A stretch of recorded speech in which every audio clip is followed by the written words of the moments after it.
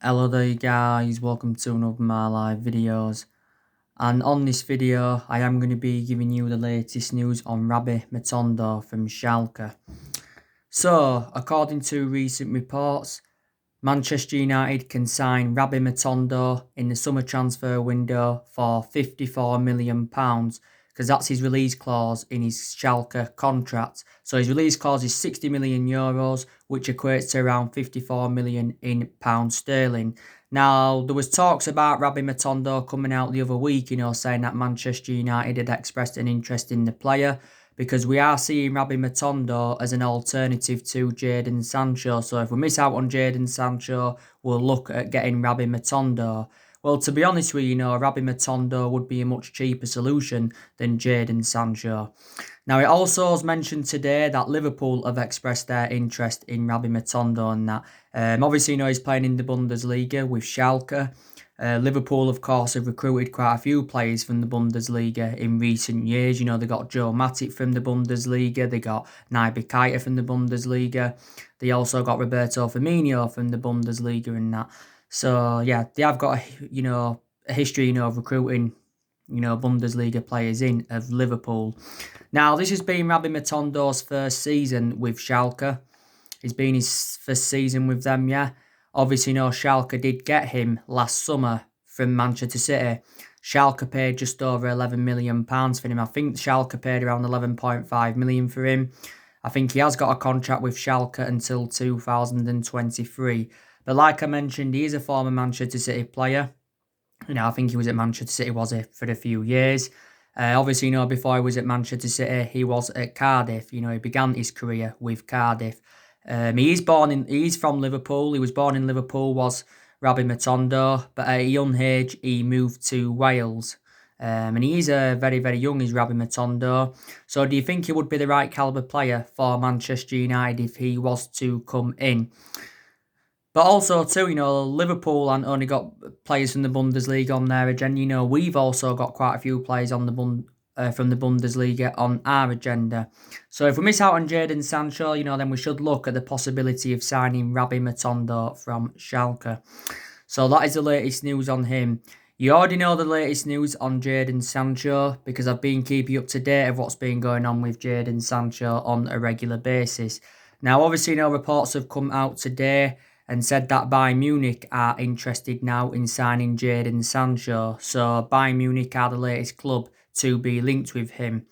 Now, obviously, Borussia Dortmund are reportedly willing to wait until the transfer market stabilises before selling Jadon Sancho. So they're basically waiting for transfer fees to return back to normal.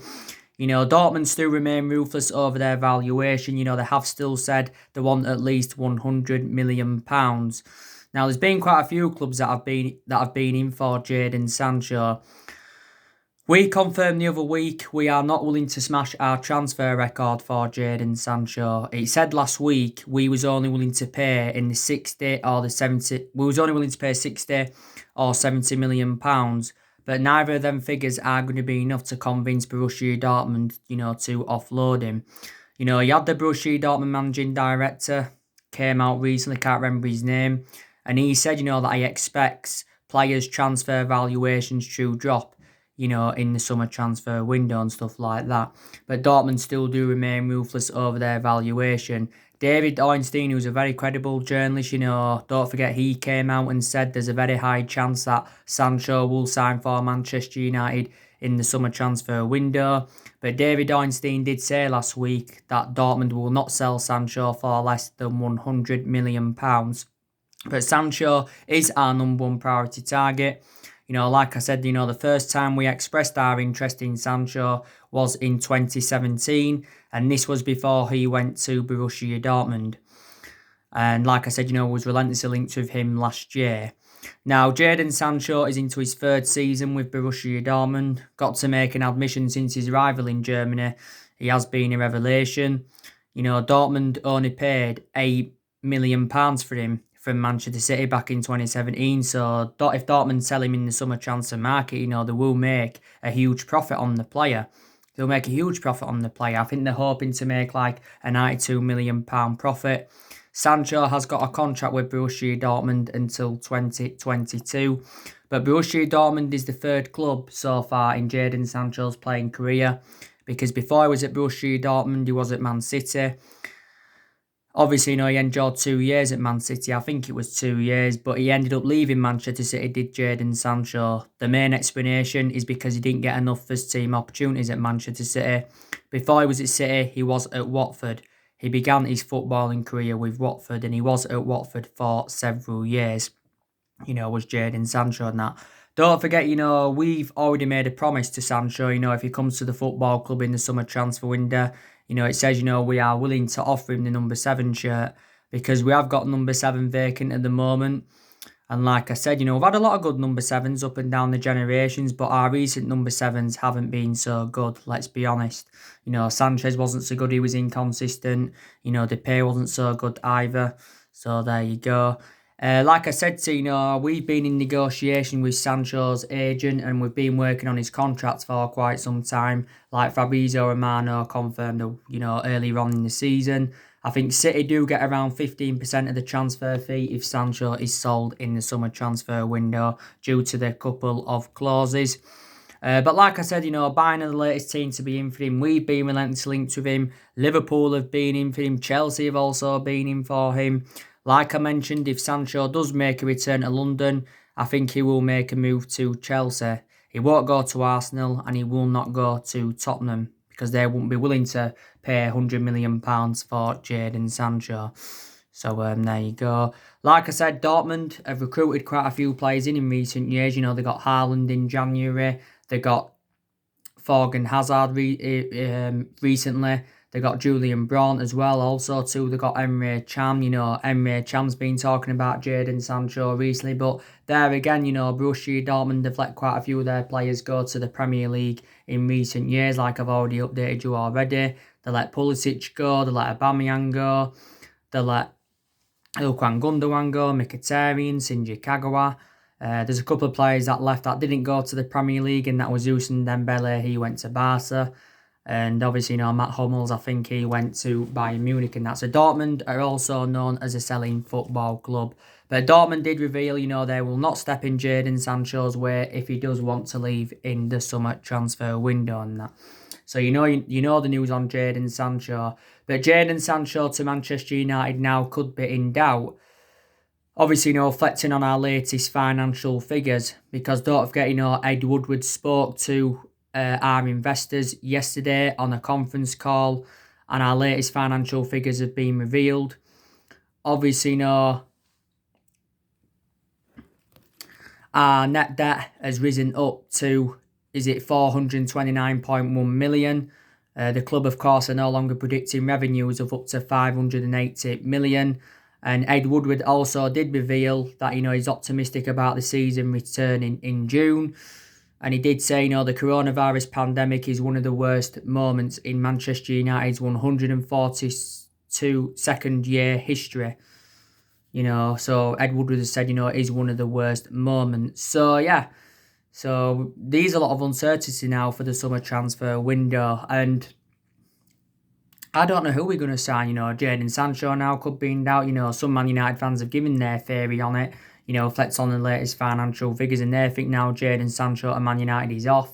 Moussa Dembele at Man United could be off. Saul Niguez to Man United could be off. But, we have got big decisions to make in the summer transfer window. What players are going to come in.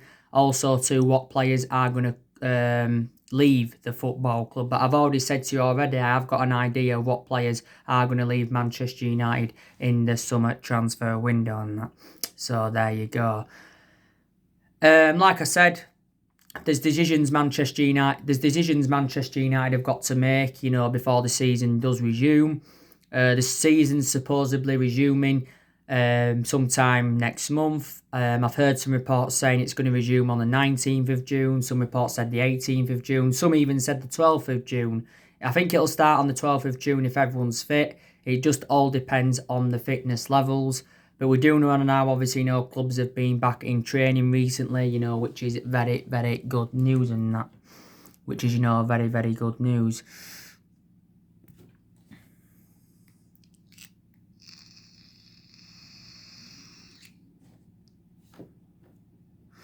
But there's decisions, we have got to make before the season resumes. We've got to know what's happening with Paul Pogba. We've obviously now got to make a decision on Diego Dalot's future. We also need to know what's happening with Odion Ighalo, because, there's a lot of uncertainty over Odion Ighalo's future at the moment. Don't forget there's nearly 8 days left now until Odion Ighalo's loan at the football club does expire. His loan spell at the football club does expire on the 31st of May. And obviously, Shanghai Shenhua came out the other week and said, they do want £20 million, to let Odion Ighalo go on a permanent transfer. Solskjaer did reveal that he's keen on getting Odion Ighalo a permanent contract at the club. He's keen on it happening. But there again, we may have reservations about getting Odion Ighalo on a permanent transfer. We may have reservations about that. Like I said, Ighalo said he wants his loan deal at the football club extended, so he could extend his loan until the end of next month or early July and that. But Shanghai Shenhua did confirm that they expect Odion Ighalo to return to Shanghai Shenhua in time for the start of the new Chinese Super League season. But his wage at Shanghai Shenhua were £300,000 a week. We paid around £4 million to get Odion Ighalo on loan in January. So there you go and that. So we need to make a decision on his future. But James Cooper did say, by the way, and he's from Sky Sports, and he said, Man United do remain relaxed over Odion Ighalo's future and that. So there you go. I think Solskjaer needs to make a decision on his best 11 as well, because, he doesn't really know his best 11 at the moment. He's been making a lot of rotation throughout the course of this season, but we've been making a lot of rotation, reflecting on the amount of injuries that Manchester United have had. So there you go. Probably needs to work out his best formation as well, because like I've mentioned before, Solskjaer's been changing formation persistently this season. He's been changing formation. He's been going with the 4-2-3-1, the 4-3-3, the 3-5-2 and that. But me personally speaking, I think we look more expansive with that 3-5-2 formation. And don't forget, when the season does resume, we've got things to look forward to. Obviously, we're chasing top 4. We're sitting 5th at the moment, we're 3 points behind Chelsea. Obviously, we've got the FA Cup and the Europa League to look forward to, because we are into the last 8 of the Europa League. We're into the quarterfinals of the FA Cup. And that is a chance for us getting some silverware on the board under Solskjaer. Because, we've lacked silverware in the last 6 or 7 years. We've only won 3 trophies. Since Ferguson left, and that was the FA Cup under Van Gaal and the Europa League and the League Cup under Jose Mourinho. So there you go and that. So there's quite a few decisions, that Manchester United have got to make in that. So there you go. And, Solskjaer, did make the admission, was it a couple of weeks ago now, and, he made a key transfer statement, and this was his admission, that, that we will enjoy a different summer transfer window, but a lot of clubs are going to face an unprecedented summer transfer window, due to the financial issues with the coronavirus pandemic. But I think actually we can enjoy the perfect summer transfer window. I really, really do. And that, obviously, Ed Woodward, last month, he insisted, we won't do business as usual in the summer transfer market. And he basically ruled out big transfers to Manchester United. So he did say, won't be spending hundreds of millions of pounds and that, to be quite honest with you. But yeah, and obviously, Solskjaer came out with some interesting quotes yesterday, like I've updated you on, the last 3 videos I've done about it. He was talking about, the problems that we had in the squad last season. He was saying players, were physically tired and mentally tired. And he also mentioned that we had injuries.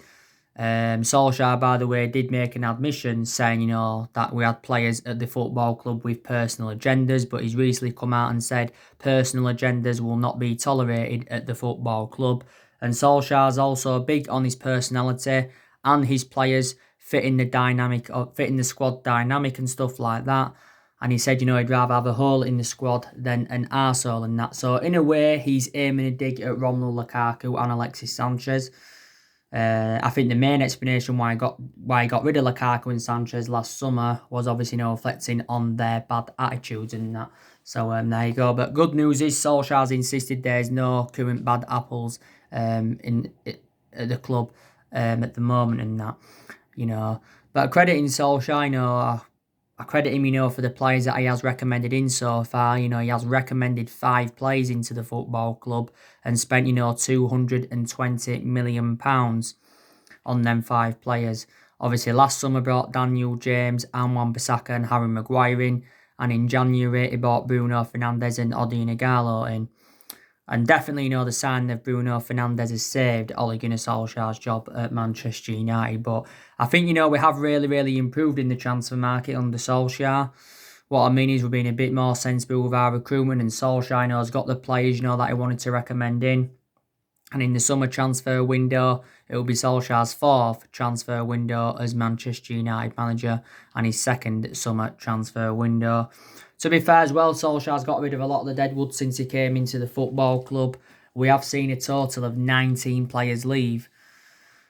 I think around 19 year players have left, and I think was it around 10 young ones that also left the football club as well. But he's going to be getting rid of around 6 or 7 players, in the summer because he's still deadwood at the football club. Like I said to you, I think, Solskjaer's promoted the youth very, very well. Our record against the big 6 sides this season has also been very, very good. We've taken 17 points against the big 6 sides this season, which is obviously, very, very good news in that. So these positives to take from his tenure, like I said. But Solskjaer's going to be backed by Ed Woodward because Ed Woodward's already confirmed that he's willing to back Solskjaer. He said this on numerous occasions this season and that. And maybe Ed Woodward does believe Solskjaer is the foreseeable future for Manchester United. I think the Glazers are also willing to back him as well. I think, Solskjaer's got around, 2 years left on his Manchester United contract and that. Like I said to you before, we have made a lot of mistakes in the last 6 or 7 years. And that's one of the main explanations why we have been so inconsistent and that. Maybe there's players that we've brought in over the years. Players who we've brought in over the years who we shouldn't have got rid of. Like I said, you can say we made a mistake by giving Solskjaer the job permanently, but the main explanation why we give Solskjaer the job permanently was reflecting on what he did in that 3-month period when he was the interim manager and that. Ferguson made a mistake by recommending David Moyes in. There's players who we were given contracts who we shouldn't have given contracts to. So, we have made mistakes. Like I said, we've been criticised, in the last 6 or 7 years, of how poor our recruitment policy's been. We've also, been criticised for overpaying for players. And to be fair, we have overpaid for players in recent years. We really, really haven't that. My reservations about Solskjaer is that, he's inexperienced as a manager. But, the longer he remains in the Manchester United job, he's going to be gaining more managerial experience. Obviously, before he was at us, he was at Mould. He won a couple of Norwegian titles with Mould. And before he was at Mould, he was at Cardiff. Solskjaer enjoyed a very, very short tenure with Cardiff. He actually ended up getting Cardiff relegated, Solskjaer. So this is the main explanation why he got sacked from them. But that's my reservation about him. I think his approach to the games against lower opposition needs to improve because, in the games against lower opposition this season, if you notice, Solskjaer hasn't really had a plan A or he hasn't really had a plan B in that. But to be fair, it's been totally contrast against elite opposition. Like I've said to you as well, we've enjoyed some good results under Solskjaer, but there again, we've enjoyed a lot of bad results under Solskjaer. Before the football season got suspended, we was in a good vein of form. Because, we are unbeaten in our, last 11 or last 12 games in all competitions. And Solskjaer will be under pressure, to keep this good run of form up. So there you go and that. There you go. Obviously, earlier on today, I give you the news, obviously, on Jack Grealish. Jack Grealish is another one of our priority targets. He did say... our pursuit of Jack Grealish does depend on Paul Pogba's future. So it depends on Paul Pogba's future. Obviously, Villa do remain ruthless over their valuation. Villa have said, they want £80 million at least for Jack Grealish, regardless of whether Villa get relegated or not. They do want £80 million. maybe, you know, we've got reservations about paying £80 million for Grealish, because we was hopeful that we could get Jack Grealish for around £50 million. Maybe if we don't want to pay the £80 million, maybe we could include up to 5 players as part of a swap deal for Jack Grealish and that, you know.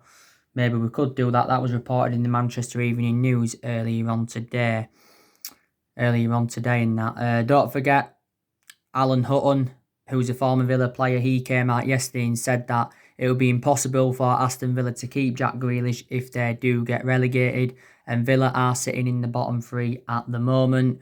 You know, Grealish has spent the entirety of his career so far with Aston Villa, like I mentioned. He's been a Villa player since the age of 6, and he's been in their senior squad since 2014. And Grealish has got a contract with Villa until 2023, but definitely done well in the last couple of years. And Grealish's stats, you know, have been much better than James Maddison's. He's more versatile than James Maddison and that.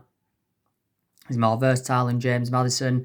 Don't forget, recently Jack Grealish had purchased a guide dog for £25,000 for protection, reflecting on, you know, Dele Alli's robbery. That happened, you know, not too long ago. But yeah, but there has been a few clubs that have been in for Jack Grealish and that. A few clubs have been in for him.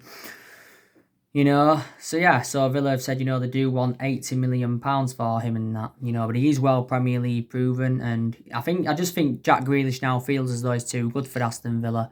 You know, Villa cannot match his ability. They really, really can't and that. But you know the news on Jack Grealish anyway.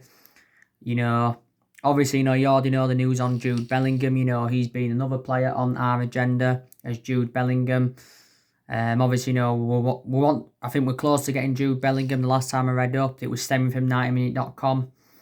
And it also said, you know, want to get his brother as part of the deal, who is Joe Bellingham, and his brother is the age of 15. But Jude Bellingham's only 16 years of age himself.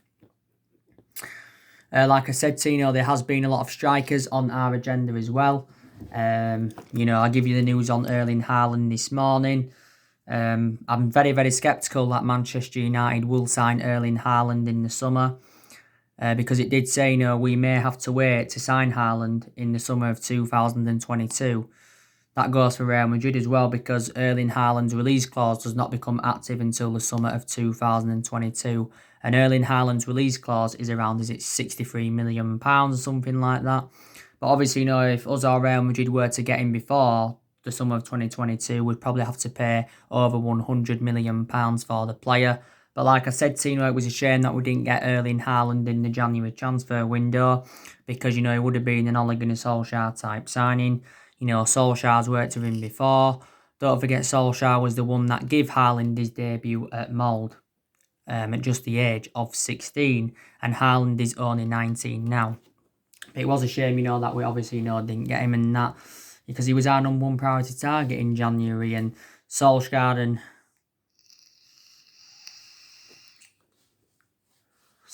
Ed Woodward went to meet up, you know, with Haaland in January to discuss a possible move to Manchester United. And it was a cheap solution as well, and that's, you know, that's another shame, you know, why we didn't get Haaland on the board in January. The other day, you know, I give you the news on Adam Traore from Wolves.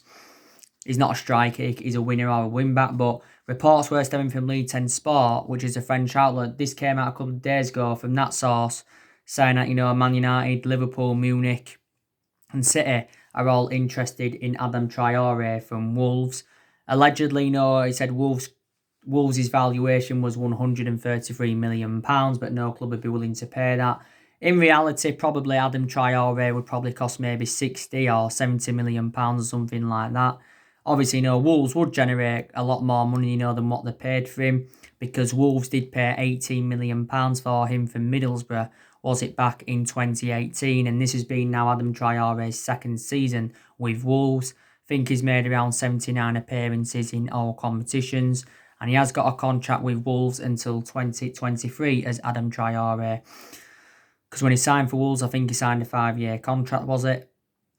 Before he was at Wolves, like I mentioned, he was at Middlesbrough. Was he there a couple of years? Before that, he was at Villa. only enjoyed a short tenure with Villa, and before there he was at Barcelona, because he began his career with Barcelona, and he is only at the age of 24, is Adam Traore. So yeah, there's been a few clubs that have recently, been in for him. Don't forget we've also been in for Raul Jimenez from Wolves, as well as Adam Traore. I haven't really read up today or yesterday about, the news on Raul Jimenez. But yeah, but there is, so many players on our agenda, but who would be the right signings for Manchester United? I want us to be title contenders next season, because this has been the 7th season now we've failed to, mount any kind of title challenge up, but hopefully we can challenge next season. We haven't won the Premier League since 2013. So the last time we won it was in Alex Ferguson's last season and that. And the last time we dominated football was under the Alex Ferguson era. Last time we dominated it, because Ferguson endured 26 years at Manchester United and that, won a total of 38 major honours and one of the most decorated managers of all time and that. Since his retirement in 2013, we've been inconsistent. We've had different managers with different philosophies. We spent close to the £1 billion range on players as well.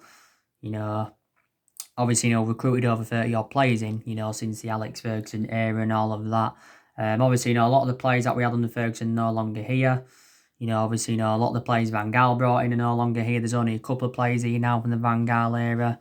There's only one player here from the Moyes era, and that's Juan Mata, but Moyes only recruited 2 players in anywhere, and that was Fellaini and Juan Mata. And Jose Mourinho, he recommended 11 players into the football club. And there's only a few players that have departed who Jose Mourinho brought into the club. So Solskjaer is inheriting the vast majority of Jose Mourinho's players. So let's just put that into the equation. But Solskjaer needs more time at Man United. He needs at least a couple of more transfer windows, and he does deserve at least another season at the football club. Like I mentioned, Solskjaer was very, very close to getting sacked earlier on in the season. Because then obviously at that point there was talks of Pochettino coming in. There was also talks of Massimiliano Allegri coming in. Don't forget we was in for Pochettino before Solskjaer got the Manchester United job on a permanent basis. So there you go. So that's the latest news and that on Rabbi Matondo and everything else updated today. Drop your comments, likes below on the channel. If you do, consider subscribe as always, and take care. God bless, and I'll see you all again very, very soon.